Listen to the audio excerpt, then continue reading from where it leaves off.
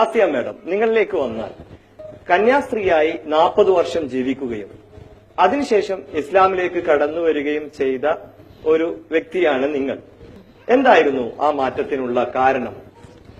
ചെറുപ്പത്തിലെ തന്നെ ഭൗതിക ജീവിതത്തിനുപരിയായി ഒരു ആത്മീയ ജീവിതത്തിലേക്കുള്ളൊരു കടക്കണമെന്നുള്ളൊരു വിചാരം എനിക്ക് ചെറുപ്പത്തിലെ തന്നെ ഉണ്ടായിരുന്നു. ക്രിസ്തീയ സഭയിലെ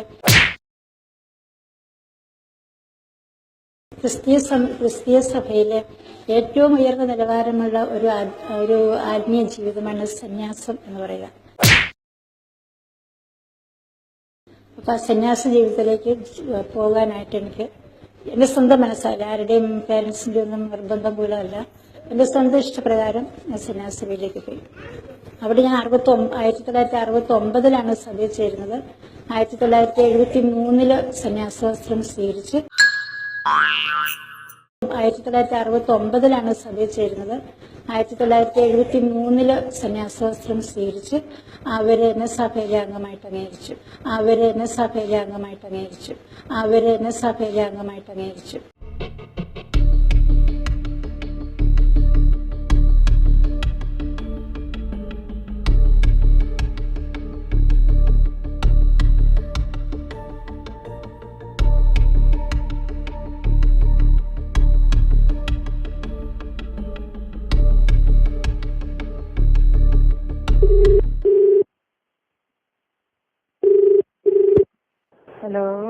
ഹലോ മദർ, ഗുഡ് മോർണിംഗ്.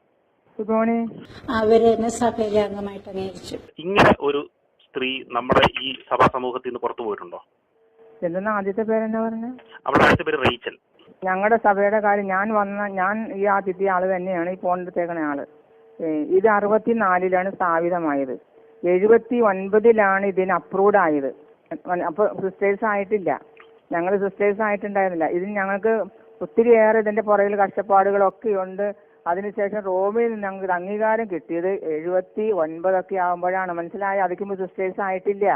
1 വർഷത്തേക്ക് തിയോളജി കോഴ്സ് കഴിഞ്ഞ് എല്ലാരും വീടുകളിലേക്കൊക്കെ പോയി. കന്യാസ്ത്രീ ആരും ആയില്ല.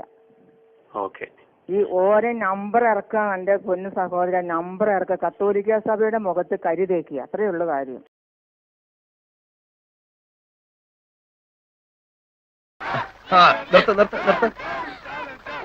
ജയിച്ചു എന്നങ്ങ് ഉറപ്പിക്കാൻ പറ്റാ. ഇനിയും മത്സരം മലവെള്ളം പോലെ കിടപ്പുണ്ട്. ഉണ്ട്, പക്ഷെ മലവെള്ളത്തിൽ ഒലിച്ചു പോകരുത്. ചലഞ്ച് ആർട്സ് ആൻഡ് സ്പോർട്സ് ക്ലബിന് വേണ്ടി അരിശുമൂട്ടിൽ അപ്പൂക്കുട്ടൻ ചലഞ്ച് ചെയ്യുന്നു. ചെസ് മത്സരത്തിന് ഞാൻ എടുത്തോളാം. വേണ്ട, ഞാൻ നടന്നു പോയിക്കോളാം. ചെസ്സിന് ബുദ്ധി വേണം. ചെസ് ബോർഡ് നിന്റെ കണ്ണീര് വീഴ്ത്തിയില്ലെങ്കിൽ എന്നതാ നീ ഇങ്ങനെ വിളിച്ചോ.